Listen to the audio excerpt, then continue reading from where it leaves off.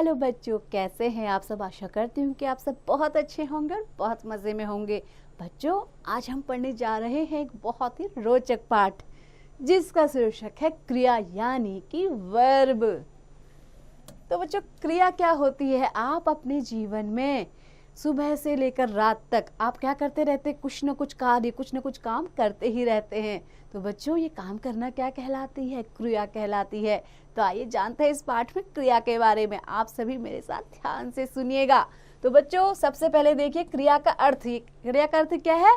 क्रिया का अर्थ है कि किसी कार्य का करना या होना। कार्य या तो स्वयं होता है या उसे किया जाता है। जैसे आपको 3 चित्र दिए गए हैं। पहले में मीरा खाना खा रही है, दूसरे चित्र में बच्चों वर्षा हो रही है और तीसरे चित्र में बच्चों राकेश पूजा कर रहा है। तो बच्चों, उपर्युक्त वाक्यों में रंगीन लिखे पदों से किसी न किसी कार्य के होने का पता चल रहा है। इन्हें ही क्रिया कहते हैं। वाक्य में जिस पद से किसी कार्य के करने या होने का पता चलता है उसे क्रिया कहते हैं। बच्चों, ये क्रिया की परिभाषा है और आपको याद भी कर लेनी है। बच्चों, अब आगे बढ़ते हैं। क्रिया के आधारिक अथवा मूल रूप को धातु कहते हैं। प्रत्येक क्रिया की रचना धातु से ही होती है। तो बच्चों देखिए, जितनी क्रियाएं हैं उनकी रचना कहाँ से हुई है, क्रियापदों की धातु से। तो देखिए, आपको कुछ धातु दी गई हैं और उनसे कौन कौन से क्रियापद बने हैं वो भी दिखाए गए हैं। सबसे पहले है लिख धातु। इससे लिखना, लिखा, लिख लिया, लिखेगा, लिखेगी, लिखोगे आदि क्रियापद बच्चों बने हैं। अगला है पठ। इससे कौन कौन से क्रियापद बने हैं बच्चों। पढ़ना, पढ़ा, पढ़ लिया, पढ़ेगा, पढ़ेगी, पढ़ोगे। ऐसे ही बच्चों झुक धातु है। झुक धातु रूप से कौन कौन से क्रियापद बने हैं बच्चों। झुक से झुकना, झुका, झुक गया, झुकेगा, झुकेगी या झुकोगे। ऐसे ही बच्चों खाद एक धातु है। इससे कौन कौन से क्रियापद बनते हैं। खाना, खाया, खा लिया, खाएगा, खाएगी, खाओगे। बच्चों, अब हम जानते हैं क्रिया के भेद यानी काइंड्स ऑफ वर्ब के बारे में। तो बच्चों, क्रिया के भेद 2 आधार पर किए जाते हैं। पहला रचना के आधार पर, दूसरा कर्म के आधार पर। इस अध्याय में हम कर्म के आधार पर क्रिया के भेदों का अध्ययन करेंगे। कर्म के आधार पर क्रिया के 2 भेद होते हैं। पहला है बच्चों सकर्मक क्रिया और दूसरा है बच्चों अकर्मक क्रिया। तो बच्चों, सकर्मक क्रिया यानी ट्रांजिटिव वर्ब क्या होती हैं। तो बच्चों, जिन क्रिया शब्दों के साथ कर्म का प्रयोग करने की आवश्यकता होती है उन्हें सकर्मक क्रिया कहते हैं। जैसे बिल्ली चूहा पकड़ती है, तुमने किताब पढ़ी, अर्जुन ने कर्ण को मारा। तो बच्चों, उपर्युक्त वाक्यों में कर्म क्रमशः चूहा, किताब व कर्ण है, जिनके बिना वाक्य अधूरे रह जाएंगे। अतः इन वाक्यों की क्रियाएं सकर्मक हैं। आगे बढ़ते हैं बच्चों। अकर्मक क्रिया यानी कि इंट्रांजिटिव वर्ब। जिन क्रिया शब्दों के साथ कर्म का प्रयोग करने की आवश्यकता नहीं होती उन्हें अकर्मक क्रिया कहते हैं। जैसे आकाश में चांद निकला, वर्षा होती है, सूर्य चमका, तुम हंसते हो। तो बच्चों, उपर्युक्त वाक्यों में जितने भी ऊपर वाक्य दिए गए हैं कर्म के प्रयोग की आवश्यकता नहीं पड़ी, यानी किसी भी प्रकार के कर्म या ऑब्जेक्ट हमें यहाँ पर नहीं उसकी आवश्यकता पड़ी है। इसीलिए इनकी क्रियाएं निकला होती है, चमका, हंसते हो, अकर्मक क्रियाएं हैं। अब देखते हैं बच्चों सकर्मक क्रिया के भेद यानी कि काइंड्स ऑफ ट्रांजिटिव वर्ब। सकर्मक क्रियाएं 2 प्रकार की होती हैं, एक कर्मक क्रिया, द्विकर्मक क्रिया। तो बच्चों, पहला है एक कर्मक क्रिया। जिस सकर्मक क्रिया के साथ एक कर्म आता है उसे एक कर्मक क्रिया कहते हैं। जैसे माता खाना खिलाती है, नौकर पानी देता है, प्रिया ने कार खरीदी, अध्यापिका पुस्तक पढ़ाती हैं।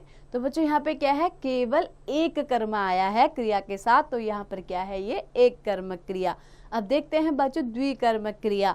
जिस सकर्मक क्रिया के साथ 2 कर्म आते हैं यानी 2 ऑब्जेक्ट आ रहे हैं उसे द्विकर्मक क्रिया कहते हैं बच्चों। जैसे माता बच्चों को गाना सुनाती है। अब आप देख रहे हैं यहाँ पर क्या आया, एक बार बच्चों आया, एक बार गाना, तो क्या हो गए, 2 कर्म। ऐसे ही बच्चों नौकर मालिक को चाय देता है, तो मालिक और चाय यहाँ पर भी क्या है, 2 कर्म है बच्चों। प्रिया ने भाई को खाना खिलाया, यहाँ पे भाई और खाना 2 कर्म है। अध्यापिका विद्यार्थियों को पुस्तक पढ़ाती है। यहाँ पर भी बच्चों दो कर्म है, इसलिए इसको द्विकर्मक क्रिया कहते हैं। आगे बढ़ते बच्चों, क्रिया में परिवर्तन यानी कि चेंजिंग इन वर्ब। क्रिया एक विकारी शब्द है बच्चों। विकारी का अर्थ आपको पहले भी मैंने बताया है, विकारी का अर्थ होता है परिवर्तन या बदलाव। तो क्रिया एक विकारी शब्द है, अर्थात क्रिया में लिंग, वचन और सर्वनाम के अनुसार परिवर्तन होता है। तो बच्चों ये कैसे होता है, आइए देख लेते हैं। सबसे पहले लिंग के अनुसार, तो क्रिया का लिंग संज्ञा के लिंग के अनुसार बदल जाता है। क्रिया का जो लिंग पुल्लिंग में आकारांत होता है, स्त्रीलिंग में ईकारांत हो जाता है। जैसे बच्चों देखिए, आपको तालिका दी गई है, एक और आपको पुल्लिंग दिए गए हैं, दूसरी और स्त्रीलिंग। तो पहला वाक्य क्या है, राहुल पढ़ता है, तो स्त्रीलिंग में क्या हो जाएगा, मीना पढ़ती है। तो पढ़ता का क्या बन गया बच्चों, पढ़ती। लिंग बदलने से क्रिया भी बदल गई बच्चों। कपिल कल यहाँ आया था और रानी कल यहाँ आई थी, तो आया जो क्रिया थी वो आई में परिवर्तित हो गई बच्चों। लिंग के अनुसार क्रिया बदल गई। अब वचन के अनुसार भी देख लेते हैं। तो बच्चों यदि संज्ञा एक वचन में हो तो क्रिया भी एक वचन में रहती है, और यदि संज्ञा बहुवचन में हो तो क्रिया भी बहुवचन में बदल जाती है। जैसे बच्चों फिर से तालिका देखिए, एक वचन और बहुवचन, एक और एक वचन के वाक्य हैं, दूसरे और बहुवचन के। तो पहला वाक्य है मैं खाता हूँ, और बहुवचन में हो गया हम खाते हैं। तो बच्चों मैं का क्या बन गया, हम। यानी कि जब मैंने वचन बदला तो क्रिया भी क्या हो गई, बदल गई। खाता हूँ का खाते हैं हो गया। बच्चा खा रहा था, अब मैंने वचन बदल दिया, बच्चे खा रहे थे, तो खा रहा था का बदल के क्या हो गया बच्चों, खा रहे थे, यानी क्रिया फिर से बदल गई। ऐसे ही तीसरा है लड़का पढ़ रहा है, तो इसका क्या हो जाएगा, लड़के पढ़ रहे हैं। तो बच्चों तीसरा देखिए सर्वनाम के अनुसार। अब इसके अनुसार क्या होता है बच्चों, आकारांत सकर्मक क्रिया रूप पुरुष के अनुसार नहीं बदलते, किंतु अन्य क्रिया रूपों में परिवर्तन आ जाता है। जैसे देखिए बच्चों तीन पुरुष दे रखे हैं आपको, उत्तम पुरुष, मध्यम पुरुष और अन्य पुरुष में। तो देखिए सबसे पहला वाक्य है मैं जाता हूँ, मध्यम पुरुष में आएगा तो तुम जाते हो, अन्य पुरुष में वह जाता है। तो बच्चों देखिए क्रिया क्या है, बदल जा रही है। जैसे जाता हूँ का जाते हो गया, फिर जाता है हो गया है। ऐसे ही दूसरा वाला देखिए बच्चों, मैं जाऊंगा तुम जाओगे, वह जाएगा। यहाँ पर भी क्रिया का स्वरूप बदल गया है बच्चों। मैं जाऊं तुम जाओ वह जाए, यहाँ पर भी आप देख रहे हैं कि सर्वनाम के अनुसार भी क्रिया बदल जाती है बच्चों। आइए दोहराएं। तो आइए बच्चों एक बार पुनरावृत्ति कर लेते हैं इस पाठ की। वाक्य में जिस पद से किसी कार्य के करने या होने का पता चलता है उसे क्रिया कहते हैं। तो बच्चों आप पढ़ चुके हैं, क्रिया का मूल रूप धातु कहलाता है।